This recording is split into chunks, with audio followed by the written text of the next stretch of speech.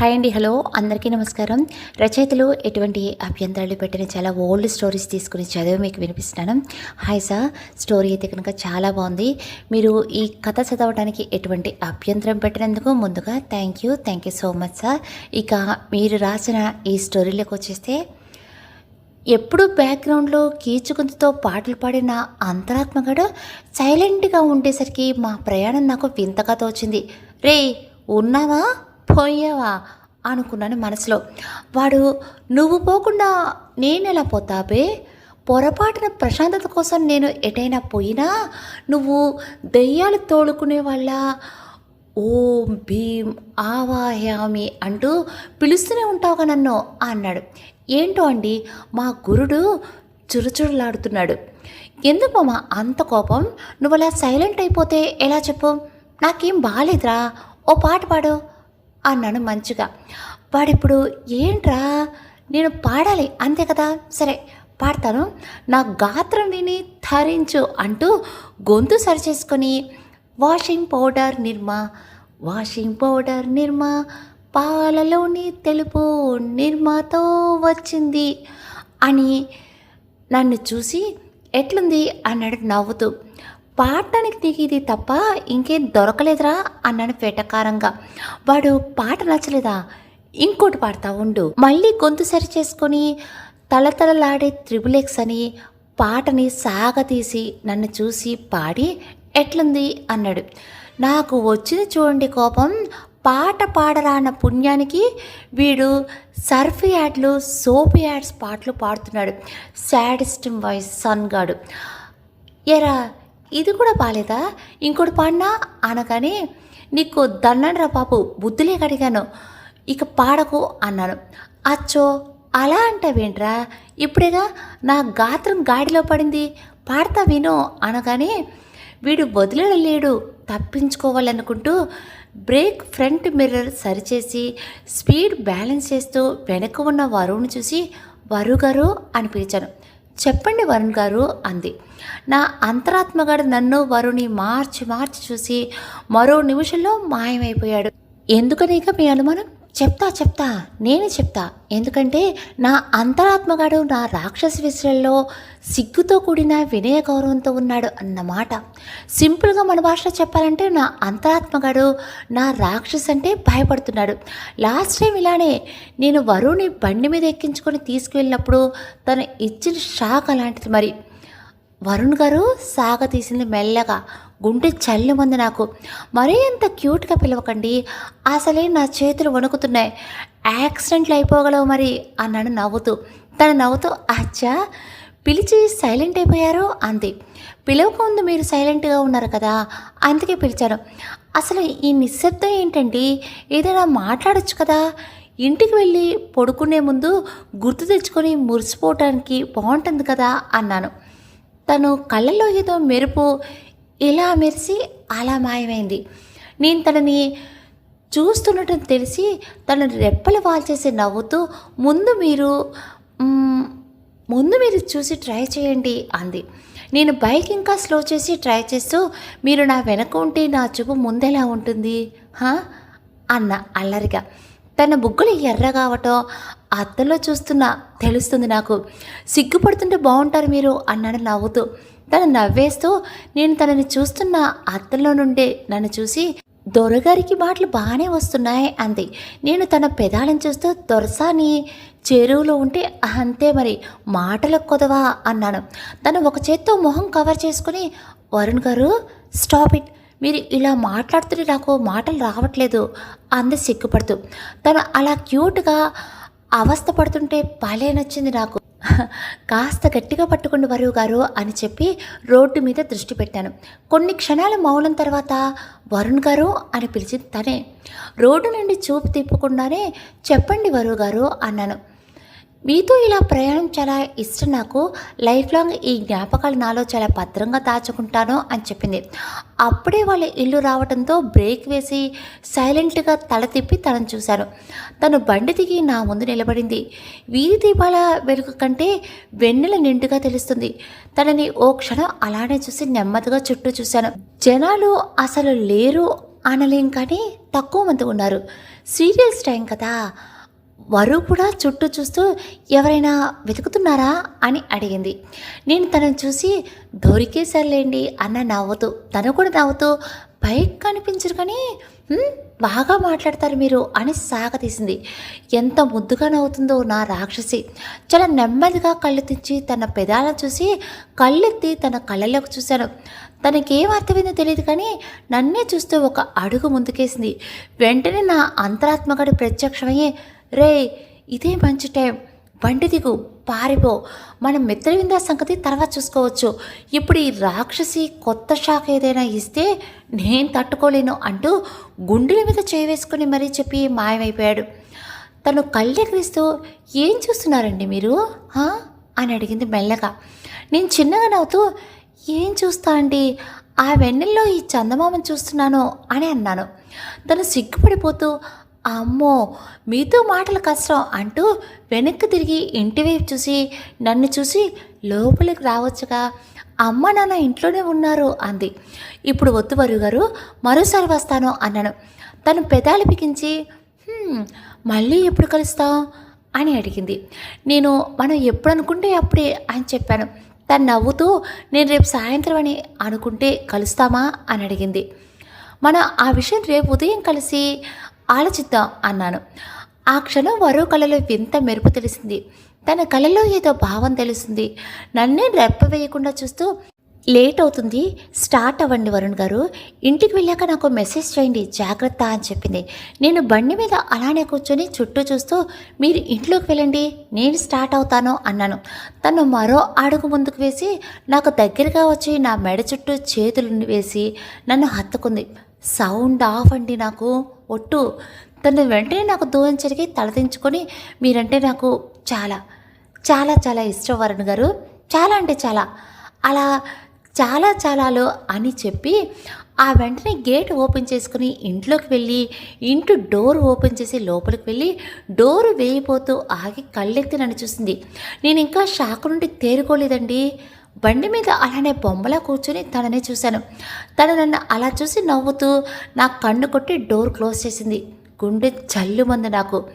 రాక్షసి అనుకుంటూ తలదించి నవ్వుకొని మూసి ఉన్న తలుపుల వైపు మరోసారి చూసి బండి స్టార్ట్ చేశాను. ఆలోచనలో ఈదుకుంటూ ఇంటికి చేరిన నాకు రిషిగాడు మా మాత ఏదో సీరియల్ చూస్తూ దర్శనమిచ్చారు. నేను ఒకరిని వచ్చాననే ధ్యాస లేదు ఇద్దరికి. పూర్తిగా టీవీలో లీనమైపోయారు. ఎందుకో నాకు కూడా వాళ్ళని కదపాలి అనిపించలేదు.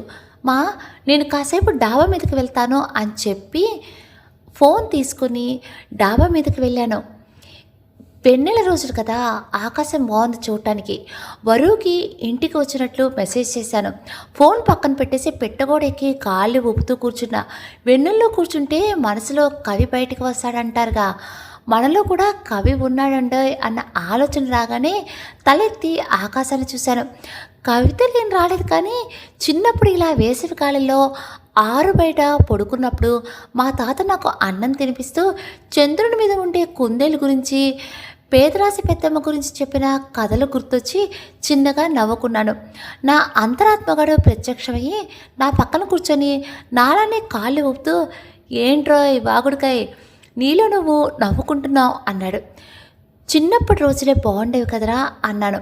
వాడు నవ్వుతూ, అంత ఫీల్ అవ్వకరా, నువ్వేం పెద్దోడు అయిపోలేదు, చిన్నపిల్లడివే, బాడీ పొడిగింది అంతే అన్నాడు. ఏమోరా నాకేం తెలియట్లేదు అనగానే వాడు, ఏ విషయం బాబాయ్ అన్నాడు క్యాజువల్గా. నేను ఇంకేముంటుంది, వరో విషయం, తనంటే నాకు ఇష్టం, నేనంటే తనకిష్టం, ఇంట్లో వాళ్ళకు కూడా ఎలాంటి అభ్యంతరం లేదు, కానీ ఈ విషయంలో ఎలా ముందుకు వెళ్ళాలో తెలియట్లేదు అన్నాను. వాడి చేతి గోళ్ళు చూసుకుంటూ ఒకరినొకరు చూసుకున్నారు, పాటలతో పుచ్చుగించుకున్నారు, టచ్చింగ్లు హక్కులు కూడా అవుతున్నాయి కదా. మధ్యాహ్నం నేను రాకపోతే పాపకి ఓ కిట్ క్యాట్ కూడా ఇచ్చేవాడివి. ఇన్ని జరుగుతుంటే ఇంకా ఎలా ముందుకు వెళ్ళాలో తెలియట్లేదు అంటావేంట్రా అన్నాడు. నేను మూతి బిగించి, నీ చెత్త, అది కాదు బే, ఇప్పుడు ఏం చేయాలో తెలియట్లేదు అని నా ఉద్దేశం. నేను వరువుకి ప్రపోజ్ చేయాలి అనుకుంటున్నాను కదా, అది కాసేపు పక్కన పెడదాం, ముందు నాకు కొన్ని విషయాలు క్లారిటీ రావాలి. ముఖ్యంగా రిషి గడికి వరు 1 year నుండి ఎలా తెలుసు అనగానే, నేను సలహా ఇవ్వనా అన్నాడు. చెప్పరా అన్న వెంటనే చాలా శ్రద్ధగా విను. మనకి ఎక్కడ దురద వేస్తే అక్కడే గోక్కోవాలి అన్నాడు. నేను అయోమయంగా ఇప్పుడు నాకు ఎక్కడ దురద రావట్లేదురా అన్నాను. వాడు మూతి బిగించి ఒరే బురద పంది పాయింట్ దురద కాదు అనగానే మరి గోక్కోవటమా అన్నాను.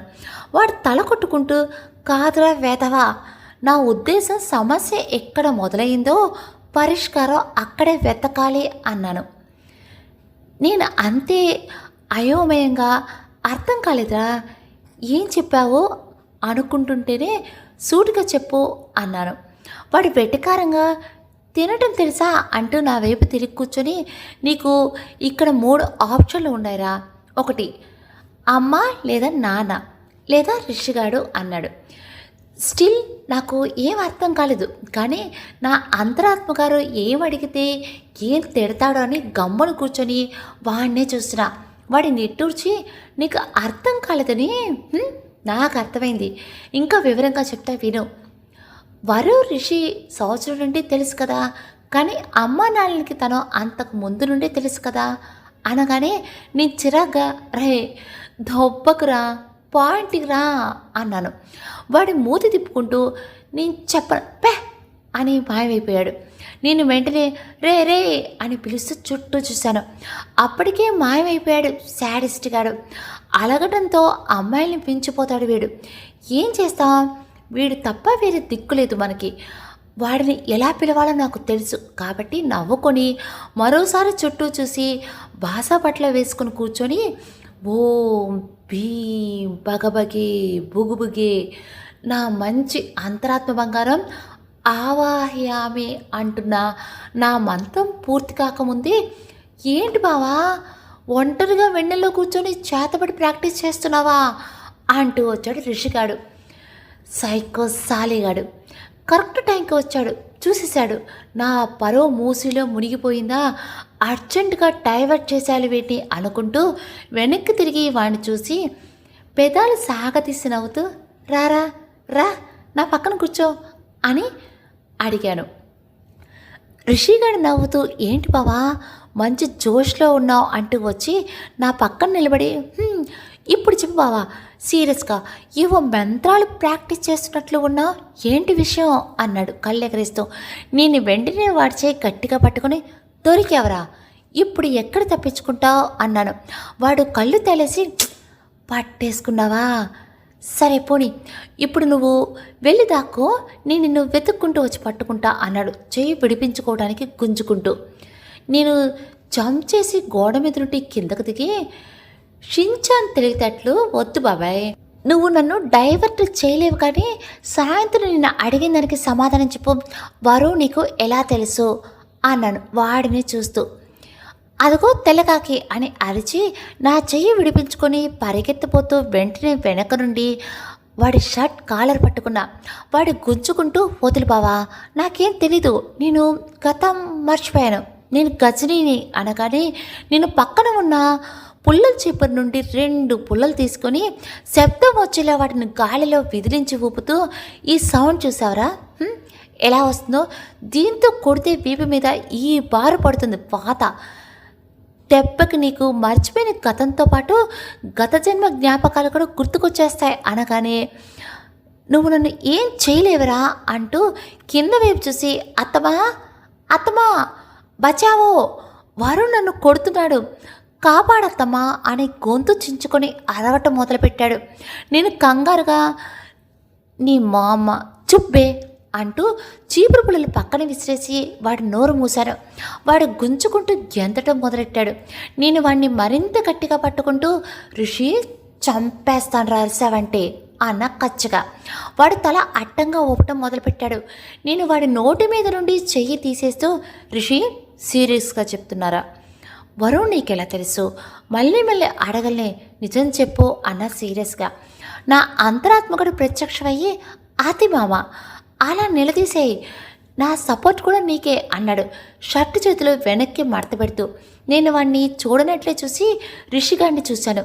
రిషిగాడు ఏడు మొహం పెట్టేసి ఏడో యొక్క అప్పచెప్పమన్న ట్యూషన్ టీచర్ చూసినట్లు నన్ను చూస్తూ నిలబడ్డాడు. నా అంతరాత్మగారు రిషిగాడిని కింద నుండి పై వరకు చూస్తూ లాభం లేదురా, వీడు చెప్పేలా లేడు. నా మాట విని నువ్వు లాస్ట్ టైం చూసిన సీరియల్స్ గుర్తు తెచ్చుకో, అందులో 4 ఎమోషన్ డైలాగులు కొట్టు, రియాక్షన్ చూద్దాం అన్నాడు. నేను రిషిని చూస్తూ సీరియస్గానే అర్థమైంది, నీకు సమాధానం చెప్పే ఉద్దేశం లేదు. "ఉహుం, నాకు నిన్ను బతిమలాడే ఓపిక లేదురా, మన మధ్య రహస్యాలు ఉండవని నేను అనుకున్నాను కానీ" అంటూ ఆగి డ్రామాటిక్గా ఎటో చూస్తూ కాసేపు ఒంటరిగా వదిలే నన్ను అన్నాను. రిషిగాడి వెంటనే "అలా అనుకు బావా" అంటూ నేను చూస్తున్న వైపే వచ్చి నిలబడి చెప్తాను, వరుణ్ నాకు సంవత్సరం ముందు నుండి తెలుసు, తను నేను ప్రేమిస్తుంది అని చెప్పాడు. నేను నా అంతరాత్మగడు ఒకేసారి ఏంటి అని అరిచాం. వాడు తడుచుకొని వీపు మీద తట్టుకుంటూ "ఆ అరపేంటి బావా" అన్నాడు. నీకెలా తెలుసు అనబోయి ఆ మాట గొంతులోనే ఆపేసి "ఏమంటున్నావురా" అని అడిగాను. వాడు తలెత్తి ఆకాశాన్ని చూస్తూ "నిజం బాబా, వరుణ్ నిన్ను ప్రేమిస్తుంది, చాలా అంటే చాలా. తన దృష్టిలో నువ్వు వేరే లెవెల్ అంతే" అన్నాడు. ఏం మాట్లాడాలో తెలియలేదు నాకు. కాసేపటి మౌనం తర్వాత వాడే "నువ్వు చాలా లక్కీ బావా, వరు అందరిలాంటి అమ్మాయి కాదు. తన ప్రేమలో స్వచ్ఛత నేను చాలా దగ్గర నుండి చూశాను. ట్రస్ట్ మీ, తన ప్రపంచంలో నీ స్థానం ఏంటో నీకు ఇప్పుడు తెలియకపోవచ్చు, కానీ తెలుసుకుంటావులే. అలా తెలుసుకున్న రోజు నీ ప్రపంచాన్ని తనకే ఇచ్చేస్తావు" అన్నాడు నవ్వుతూ. నాకు వరుణే గుర్తొస్తుంది. ఇప్పటి వరకు రిషిగాడి ద్వారా తెలుసుకోవాలి అనుకున్న విషయాలు ఇప్పుడు నాకు వరువు ద్వారా తెలుసుకోవాలి అని ఉంది. రిషిగాడి ఏదో లోకల్లో ఉన్నట్టుగా ఎమోషనల్గా వరువుకు నేనంటే ఎంత ఇష్టమో ఏవేవో భారీ డైలాగ్స్లోనే చెప్తున్నాడు. అందుకే అండి సినిమాలు సీరియల్స్ తక్కువ చూడాలి అనేది నా ఉద్దేశంలో. ఆ వచ్చాక ప్రతి ఒక్కరూ మరీ డ్రామాటిక్గా తయారయ్యారు అనడానికి మీతో ఇలా అంటున్నాను, కానీ రిషిగాడు అలా చెప్తుంటే వినటానికి చాలా బాగుంది. మనల్ని ఒకరు ఎంత ప్రేమిస్తున్నారో మరొక మాటల్లో వినటం మాటల్లో చెప్పలేని ఫీల్ అప్ప. రిషిగాడు తన డైలాగ్స్ పరంపర కొనసాగిస్తూనే ఉన్నాడు. అన్ని డైలాగ్స్లో భావం ఒకటే, నా రాక్షసి నన్ను ప్రేమిస్తుంది. నా అంతరాత్మగాడు ప్రత్యక్షమై మూతి బిగించి ప్రేమిస్తుంది ప్రేమిస్తుంది అని వరువు విషయం మాత్రమే చెప్పావేంట్రా? నేనేమైనా ఇక్కడ పానీపూరి అమ్ముకుంటున్నానా? నేను కూడా ప్రేమిస్తున్నాను తనని చెప్పువాడికి అన్నాడు. కీ ఇచ్చిన బొమ్మల నన్ను రిషిగాడిని మార్చి మార్చి చూస్తూ, నేను మనసులో నా ప్రేమ గురించి చెప్పాల్సింది వీడికి కాదురా అన్నాను. నా అంతరాత్మగాడు ఓరి నీ ప్రేమ పెళ్ళి ఫ్యాంటసీ తగలయ్యా. పెళ్లి చూపులతో మొదలైన మన కథ పెళ్ళితో మలుపు తిరుగుతుంది అనుకున్నా, కానీ నువ్వు ఇలానే లేట్ చేస్తూ పోతే నువ్వు పెళ్ళికి బదులు షష్ఠి పూర్తి చేసుకోవాల్సి వస్తుందిరా అబ్బాయి అన్నాడు అసహనంగా. నాకు వాడి మాటలో నిజం లేకపోలేదు అనిపించింది. నిజంగా మరి ఈ కారణాలు నేను ఎవరికి చెప్తున్నా? నాకు నేను చెప్పుకుంటున్నానా? అవి కారణాలంతే. నిర్ణయం తీసుకోవాల్సింది నేనే తీసుకున్నాను. రేపే వరువు ప్రేమని ఒప్పుకొని నా ప్రేమని తనకి చెప్తాను. నా నుండి ఎలాంటి సమాధానం లేకపోవడంతో రిషిగాడి నా భుజం మీద తడుతూ బావోయ్ అన్నాడు. చెప్పు బావా అన్నాను వాడిని చూడకుండానే. రిషిగాడు ఏంటి చెప్పేది చీపిరి కట్ట, ఏదో ఆలోచనలో ఈదుతున్నట్లు ఉన్నావు, ఏంటి విషయం, నేను చెప్పేది వింటున్నావా అసలు అని అడిగాను. నేను ఏం మాట్లాడకుండా ఆకాశంలోకి చూస్తూ నిలబడ్డాను. రిషిగాడు నా ఎదురుగా వచ్చి నిలబడి అరే మొక్కంత మనిషిని ఇక్కడ నేను ఒకరిని మాట్లాడుతుంటే పట్టించుకోవా ఏంటి అన్నాడు. తలచించి వాడిని చూస్తూ ఇప్పుడు నన్ను ఏం చేయమంటావురా అన్నాను. వాడు మూతి ముందుకు పెట్టి ఏదో ఒకటి అన్నాడు కచ్చగా. వాడి ఎక్స్ప్రెషన్ చూసి నేను నవ్వాపుకుంటూ సరే ఏదో ఒకటి జరుగు అంటూ వాడిని దాటి మెట్ల వైపు వెళ్ళాను. తూచ్ నేను ఒప్పుకోను. ఏదో ఒకటి అంటే ఏదో ఒకటి చెప్పాలి, కానీ ఏదో ఒకటి అని చెప్పకూడదు. సాడిస్ట్ సైకో దున్నపోతా అని అరుస్తూ నా వెనక వచ్చాడు. నేను మెట్లు దిగుతూ ఆగి వెనక్కి తిరిగి వాడిని చూశాను. ఎస్, నేనంటే ఆ మాత్రం భయం ఉండాలి. ఇప్పుడు చెప్పరా అంటున్న వాడి మాట పూర్తి కాకముందే నేను పై మెట్టు మీదకి ఎక్కి వాడి కాళ్ళను పట్టుకొని గోడ కాంచి వాడి కళ్ళలోకి చూస్తూ నీకు ఎవడు భయపడతారా గూట్లే. ఇప్పుడు కాసేపటి క్రితం తన మధ్య జరిగిన కాన్వర్సేషన్ ఎవరికైనా చెప్పావంటే ముల్లోకల ఆదిరిపోతారా నీకు, ముఖ్యంగా వరీకు చెప్పకు, గుర్తుపెట్టుకో అని చెప్పి వాడిని గట్టిగా గిచ్చి ఇంట్లోకి పరిగెత్తాను. వాడు మా ఏరియా ఆదిరేలా అరిచి అయిపోయావరా అంటూ కోపంగా వెనకే పరిగెత్తాడు. నేను రిషిగాడి కాసేపు గొడవ పడ్డాం. మా అమ్మ వంటగది నుండి అట్లగాడ తీసుకొచ్చి మాకు చూపిస్తూ చాలా కోపంగా, ఇప్పుడు మీరు ఇద్దరు గొడవ ఆపకపోతే దీన్ని కాల్చి ఇద్దరికి వాత పెట్టేస్తాను. రాను రాను రాక్షస జాతి పిల్లలా తయారవుతున్నారు, మీ గోడతో ఇల్లు పీకి పందిరి వేస్తున్నారు అని చాలా మర్యాదగా చెప్పడంతో రిషిగాడు నేను ఒకరినొకరు వెక్కిరించుకుని గొడవ ఆపేసి బుద్ధిగా కూర్చున్నాం. మా మాతకి వంట చేసే ఓపిక లేదంట. బయట ఫుడ్ ఆర్డర్ పెడతా అంటే వద్దు అంది. పోనీ నేను వంట చేద్దామంటే నేను చేసిన వంట ప్రయోగం కనీసం రిషిగాడు కూడా వాసన చూడ్డు. మరి ఎలా అబ్బా అని చించుతుంటే మా మాత మే హూనా అన్నట్లు ఒక ఎక్స్ప్రెషన్ ఇచ్చి కిచెన్లోకి వెళ్ళి కుక్కర్లో కందిపప్పు కడిగి ముద్దపప్పు రైస్ పెట్టేసింది ముగ్గురికి. రిషిగాడు కూడా మన ఇంట్లోనే మేస్తాను అన్నాళ్ళేండి. రిషిగాడు నేను అలమరలోని పైన ఉన్న ఆవకాయ జాడి కిందకు దించావు. మా మాత అరే వంట అయిపోయింది పెట్టేసేదా, వెళ్ళి కాళ్ళు చేతులు కడుక్కొని రండి అనగానే నేనే రిషిగాడు ఒకరినొకరిని చూసుకొని సాగి చేసుకొని మా మాతను చూసి నువ్వే తినిపించమ్మా అత్తమ్మా ప్లీజ్ అని సాగదీసం గారాలు పోతూ. మా మాత మనసులో ఏమనుకుందో కానీ పైకి మాత్రం నవ్వుకుంటూ ఇలాంటి వేషాలకేం తక్కువ లేదు అంటూ కిచెన్ వైపు వెళ్ళింది. రిషిగాడు నేను ఇంట్లో వద్దు టావం ఎత్తిందా అని అరిచావు. మా మాత అలాగెళ్ళి కాళ్ళు చేతులు కడుక్కోమని మంచినీళ్ళు తీసుకొని పదండి నేను అన్నం పెట్టుకుని వస్తాను అని చెప్పింది. మేము మా మాత చెప్పినట్లుగానే చేశాం. మా మాత పెద్ద పళ్ళల్లో వేడి వేడి అన్నంలో ముద్దపప్పు ఆవకాయి నెయ్యి వేసి తీసుకొచ్చింది. ముగ్గురం వెన్నెల్లో కబుర్లు చెప్పుకుంటూ తినటం పూర్తి చేశాం. మా మాత చివరి ముద్ద బలమని చెప్పి రిషి గడికి పెట్టింది. చిన్నపిల్లోనైనా నన్ను పక్కన పెట్టేసింది. ఆయన నిలదీస్ ఫైర్ పాపం ఊరికి అన్నాలేండి. రిషిగాడి గురించి చెప్పాను కదా, మా ఇంట్లో వాడికి చనువు ఎక్కువ కూసంతా, వాడింట్లో మనకి చనువు ఎక్కువ. మా మాత కాబట్టి చివరి ముద్ద బలం కన్నా అంటూ రిషిగాడికి తినిపించింది. అదే మా అత్త రిషిగాడి అమ్మ అయితే నాకు తినిపించేది. మా మాత మాకు దిష్టి తీసి చేతులు కడుక్కోవడానికి వెళ్ళింది. రిషిగాడు కండలు చూపిస్తూ నన్ను ఎక్కిరించాడు.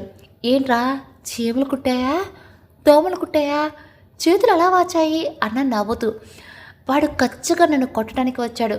మా మాత వచ్చి పిల్లి బల్లిని చూసినట్లు మాకు ఒక లుక్ ఇచ్చి గుర్రుగా ఇద్దరు దెబ్బకు సైలెంట్.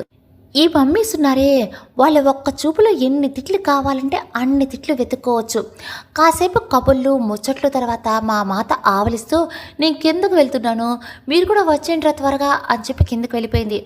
నేను ఫోన్లో టైం చూసి రిషి గారితో ఎరా ఈ రాత్రికి ఇక్కడే ఉండిపోతావా, నా రూమ్లో పడుకుంటావా అనగానే వాడు సిగ్గుపడుతూ ఊరికి బావా అసలే నాకు సిగ్గు ఎక్కువ అన్నట్టు మెలకలు తిరుగుతూ నేను నవ్వు ఆపుకుంటూ వాడిని కొడుతూ నీ అబ్బ అది బుర్రా బూత సిగ్గు లేకుండా సిగ్గుపడుతున్నావు నేను మామూలుగా అడిగా. అయినా నేను ఏం చేస్తాను బే అనగానే రిషిగారి చెయ్యి అడ్డు పెట్టుకుంటూ నవ్వుతూ నిజమే నన్నేం చేస్తాలే బావా, నా బదులు మా చెల్లుంటే మాత్రం అనగానే వాడేమంటాడోని కంగారుగా వాడి నోరు మూసేసి సిగ్గులేదురా నీకు చంపుదా అన్నాను కోపంగా. వాడు నా చేయి తోసేసి మరి నాకు కూడా ఎవరినైనా సెట్ చేయపావా, నీకంటే మా చెల్లుంది నాకెవరున్నారో అనగానే నేను నవ్వాపుకుంటూ మన సలహాల శాడిస్ట్ ఉన్నాడు గారా అన్నాను. వాడు నాకు లుక్ ఇచ్చి ఆ శాడిస్ట్ నువ్వు కలిసి నన్ను సన్యాసిలో కలిపేద్దాం అని ఫిక్స్ అయ్యారు కదా, అసలే మా అమ్మకు నేను ఒక్కడనే మంచి కొడుకుని అన్నాను. ఏడ్చావులే నీ వాలకం చూస్తుంటే ఇక్కడ ఉండమన్నా ఉండలేవు, రేపు ఆఫీస్ ఉంది నువ్వు బయలుదేరిగా అన్నాను. వాడు కూడా ఫోన్లో టైం చూసుకొని సరే బావా నేను పోతున్నా అత్తకు చెప్పు అంటూ లేచి నిలబడి నాకు చెయ్యి అందించాడు. నేను వాడు చెయ్యి అందుకొని లేచి నిలబడి నా చెయ్యి వెనక్కి తీసుకోబోయేంతలో వాడు నా చెయ్యి అలానే పట్టుకొని ఇందాక మనం మాట్లాడుకున్న విషయాలు నీకే అర్థమైందో నాకు తెలియదు వరుణ్, బట్ ఒకటి మాత్రం నేను ఖచ్చితంగా చెప్పగలను. వరుణ్ లాంటి అమ్మాయి తలకిందులుగా తపస్సు చేసినా దొరకదు ఎవరికి, వదులుకోకు తన్ని అంటూ నన్ను హత్తుకొని వదిలి త్వరగా నిర్ణయం తీసుకో అని చెప్పి వెళ్ళిపోయాడు. నేను ఆలోచిస్తూ మౌనంగా వాడినే చూస్తూ ఉండిపోయాను. రిషిగాడు వెళ్ళిపోయిన తర్వాత ఫోన్ తీసుకుని వెళ్ళి పెట్టగోడ మీద కూర్చున్నాను. ప్రపోజ్ చేయటం ఎలా అని గూగుల్ సెర్చ్ చేస్తున్నా.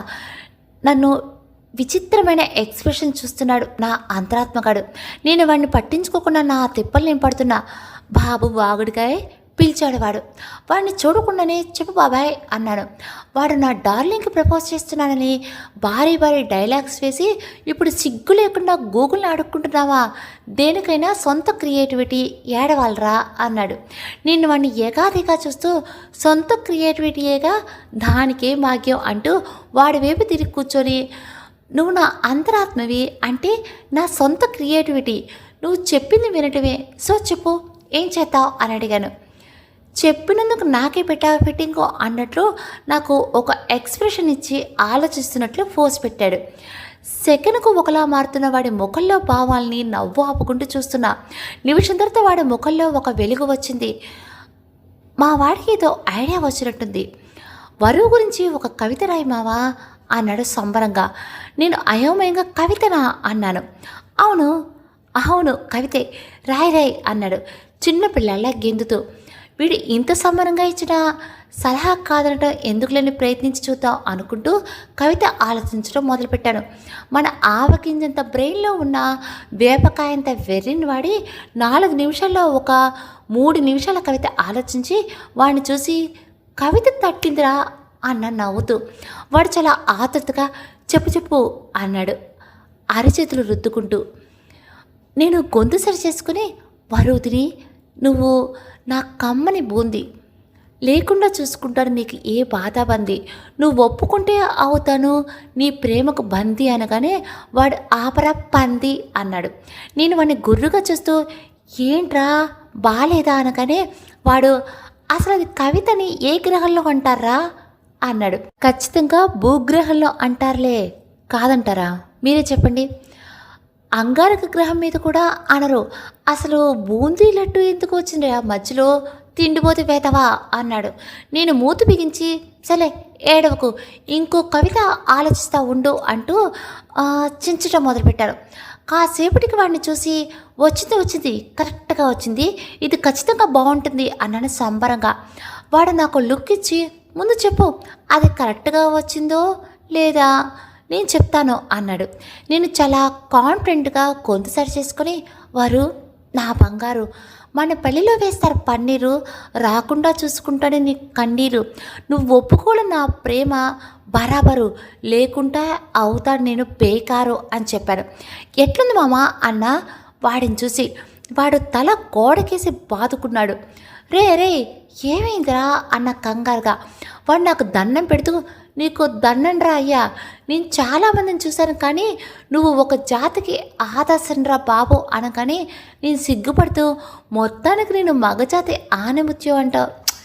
ఏంటోరా, నాలో కవికి చెందుతుంది ఆ క్రెడిట్ అంతా, ఎంతైనా ఐఆమ్ సో టాలెంటెడ్ అబ్బా అన్నాను మురిసిపోతూ.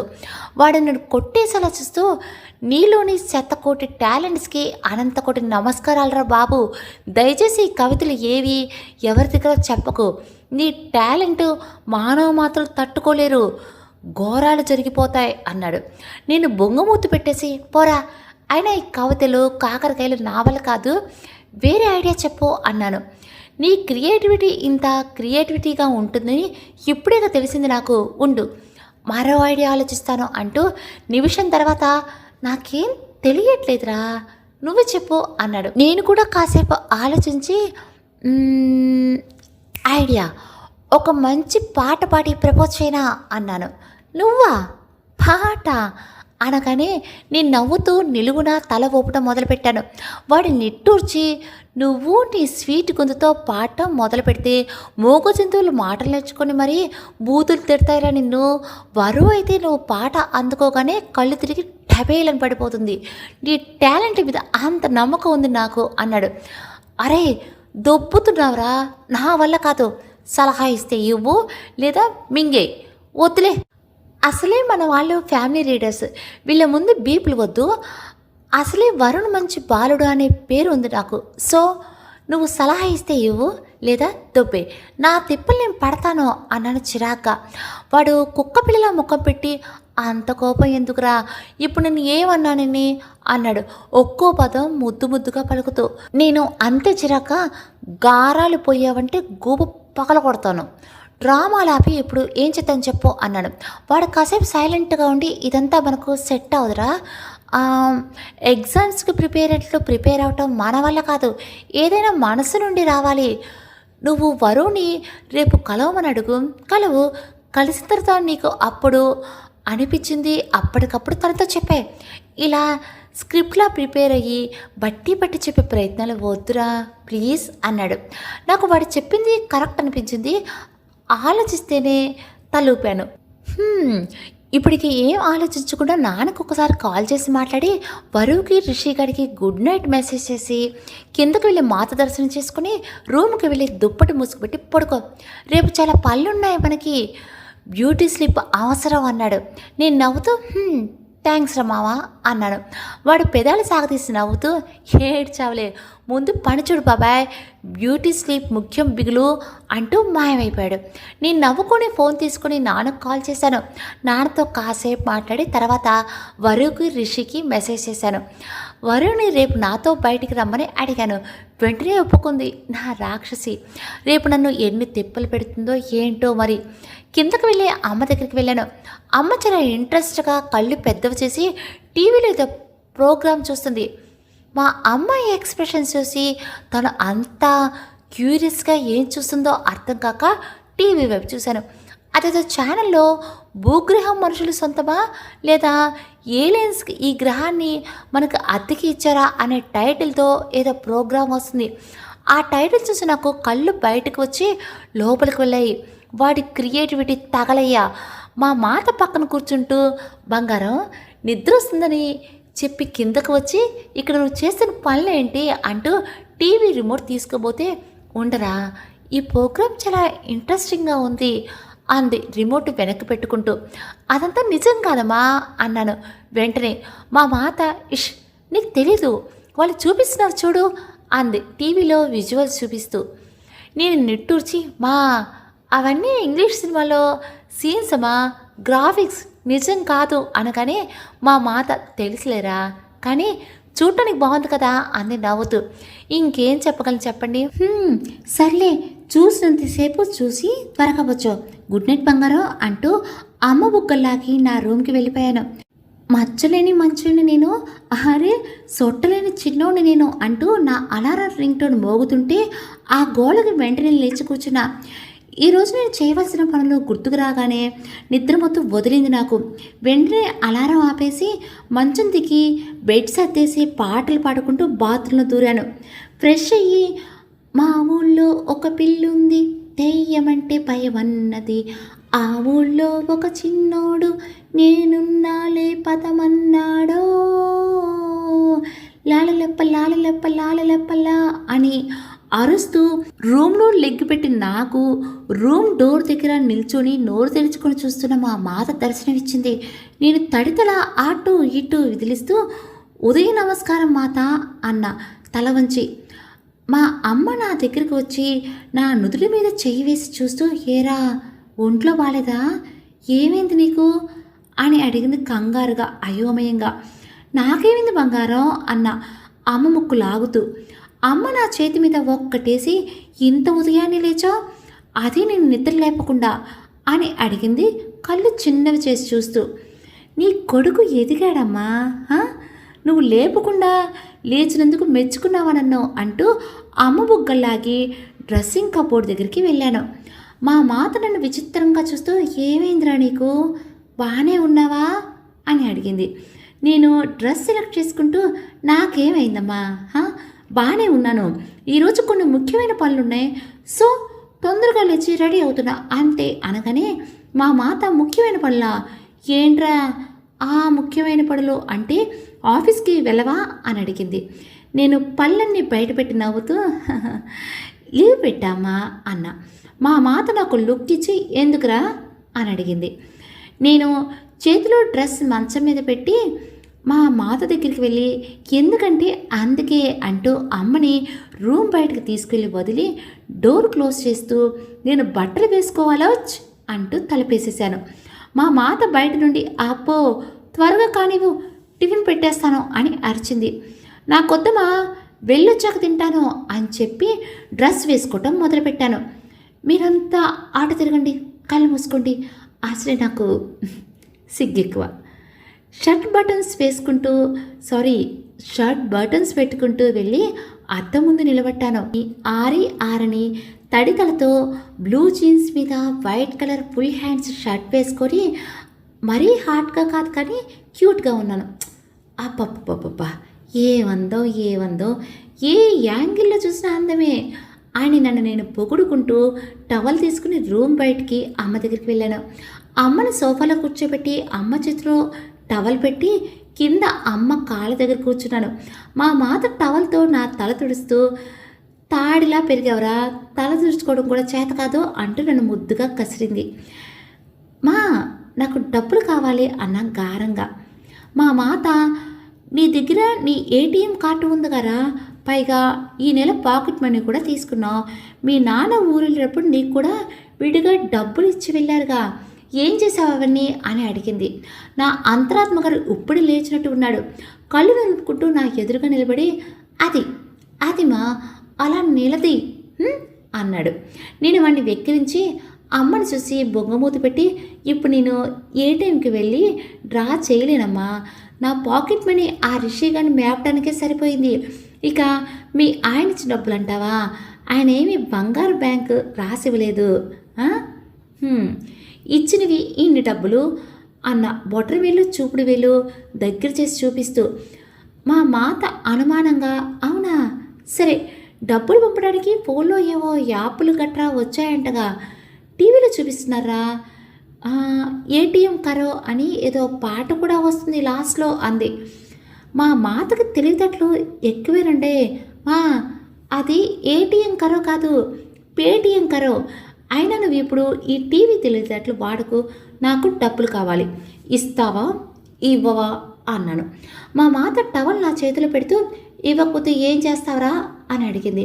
నా అంతరాత్మకుడు చాలా క్యూరియస్గా నేను ఏం చెప్తానా అని చూస్తున్నాడు.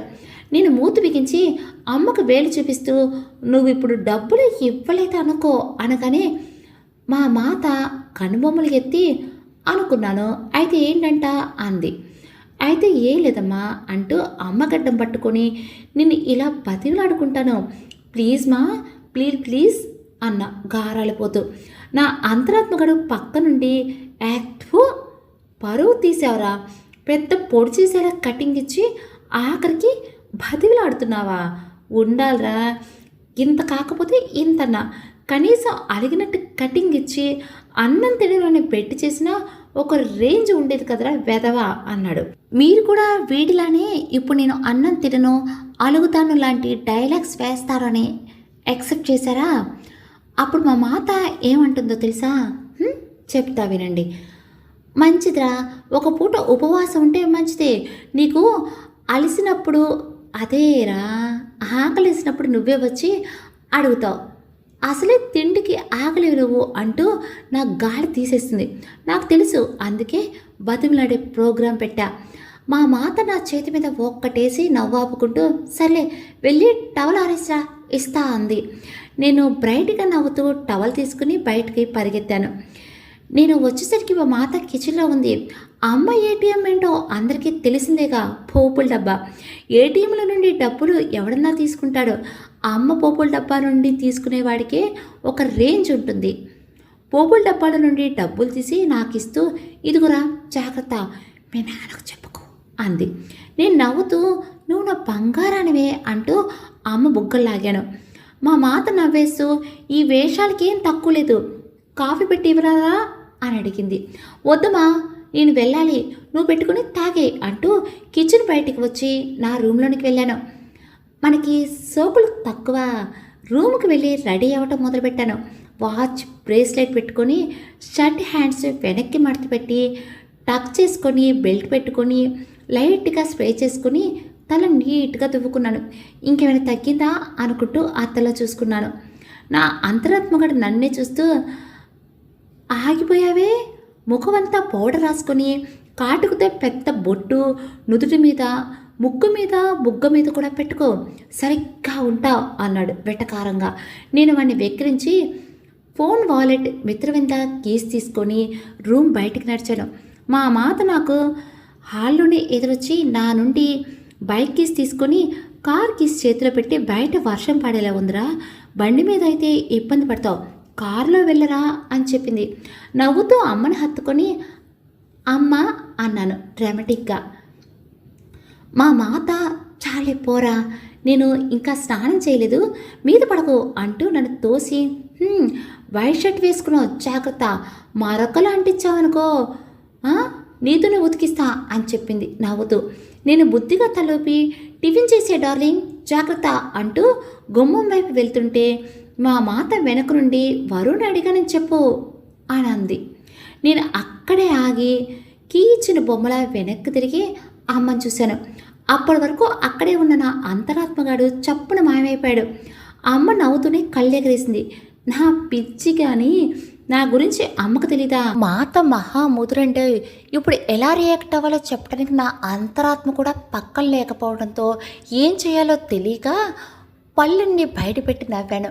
మా మాత సెలవు పెట్టి మరీ అంత ఉదయాన్నే లేచి ఎన్ని వేషాలు వేస్తున్నాడే నాకు అర్థమైందిరా, నువ్వు వరుణ్ని కలవడానికి వెళ్తున్నావని, జాగ్రత్తగా వెళ్ళిరారా అని చెప్పింది నవ్వుతూ.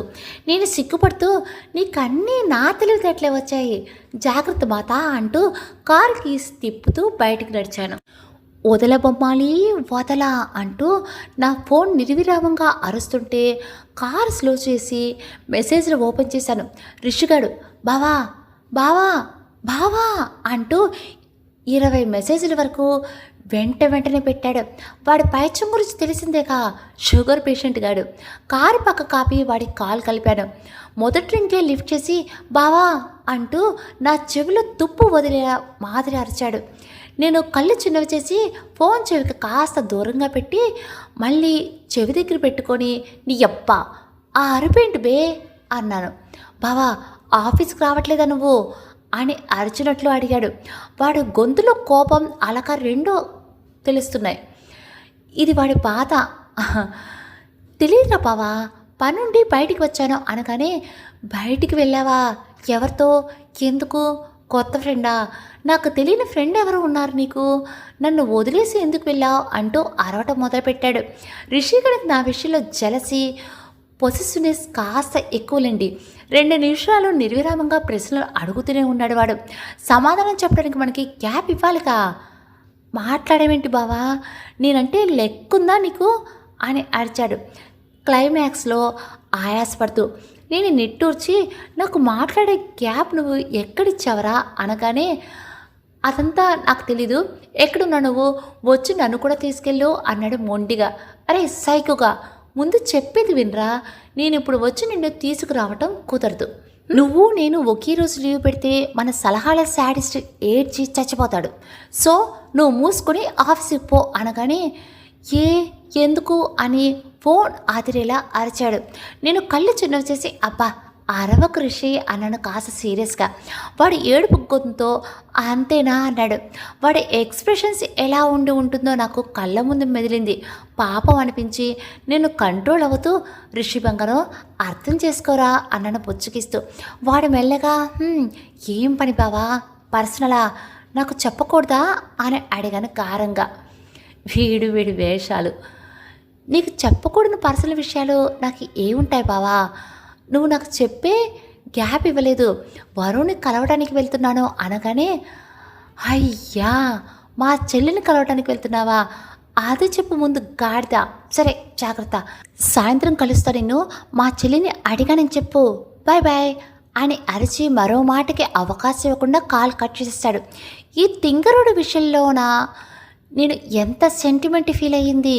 సాలేగాడు, సైకోగాడు, శాడిస్ట్ ఎదవా, గారాలు పోయినంత టైం పట్టలేదు వీడికి గాలి తీయటానికి, ఈడియట్ అని తిట్టుకుంటూ కారు స్టార్ట్ చేసి స్పీడ్ పెంచాను. వరి ఇంటి కాస్త దూరంలో కారులో వెయిట్ చేస్తూ కూర్చున్నా. నా అంతరాత్మగాడు నన్నే చూస్తూ కూర్చున్నాడు. ఇప్పుడు ఈ తింగరుణ్ణి కదిపితే ఏమంటాడో ఏంటో, ఎందుకొచ్చిన గొడవలే అని కావాలని వాడిని గమనించినట్లే ఉన్నాను. అబ్బా! ఆహాహాహాహా! చాలా సెకలున్నాయి బాబాయ్ నీలో అన్నాడు. నేను వాడిని చూడనట్లు చూసి, నీ బాధ ఏంట్రా? అవసరమైనప్పుడు పిలిచినా రావు. ఇప్పుడు ఇక్కడ ఏం చేస్తున్నారా? దొబ్బే అన్నా. అసలే వరుతో మాట్లాడాలని నేను టెన్షన్ పడుతుంటే మధ్యలో ఈ పిల్ల బచ్చాకడి గోలెకటి. నా అంతరాత్మకడి నవ్వుతూ, అంటే నువ్వేదో చేతులు పిసికేసుకుని టెన్షన్లో ఉన్నావు కదా, చూసి సంతోషిద్దామని వచ్చా. డోంట్ వరీ మామా, నువ్వు ఎందులో అయినా ఇరుక్కున్నావు అనుకో, నేను వెంటనే జంప్ అయిపోతా అన్నాడు సాయికోగాడు. ఇంత శాడిస్ట్ ఏంట్రా బాబు అనగానే వాడు సిగ్గుపడుతూ, పొగడకురా, సిగ్గు నాకు, ఆయన అంతరాత్మ అన్నాక ఏదో మంచి క్వాలిటీ ఉండాలిగా అన్నాడు. నీ చెత్తన్న అంటున్న నా మాట పూర్తి కాకముందే హాయ్ వరుణ్ గారు అని పిలిచింది వరు. నేను తల తిప్పి విండోలో నుండి బయటకు చూసి హాయ్ వరు గారు అన్న నవ్వుతూ. తను నవ్వుతూ వచ్చి కార్లో కూర్చొని సీటు బెల్ట్ పెట్టుకోగానే కార్ స్టార్ట్ చేశాను. నేను డ్రైవ్ చేస్తుంటే తను సైలెంట్గా తలదించుకొని కూర్చొని ఉంది. నా చేతులు స్టీరింగ్ మీద ఉన్న నా ధ్యాసంతా వరువు మీదే ఉంది. ముచ్చటైన ముఖం తనది. తెల్లని చుడీదార్ వేసుకుంది. మెడలో సన్నని గొలుసు, చెవులకి తెల్లని పూసలు ఉన్న బుట్ట చెవురింగులు, ముక్కుకి ముక్కు పుడక, చిన్న స్టోను, కనుబొమ్మల మధ్య చిన్న బొట్టు, దాని కింద కుంకుమ పెట్టుకొని జడ కాస్త లూజుగాలి ముందుకు వేసుకుంది. గులాబీ రంగులో ఉన్న పెదాలు నవ్వుతున్నట్లే ఉన్నాయి. తనని పరీక్షగా చూస్తూ అప్పప్పప్పబ్బా ఎంత ముద్దుగా ఉందో నా రాక్షసి అనుకున్నా. అప్పటి వరకు తలదించుకొని ఉన్న తను వెంటనే తన తల తిప్పి నన్ను చూసింది. నేను కంగారుగా చూపు తిప్పేశాను. తను నవ్వుతూ అంత ముద్దుగా ఉన్నానా అని అడిగింది అల్లరిగా. నేను రోడ్డు మీద నుండి చూపు తిప్పుకోకుండానే ఏమంటున్నారండి అన్నాను తడబడుతూ.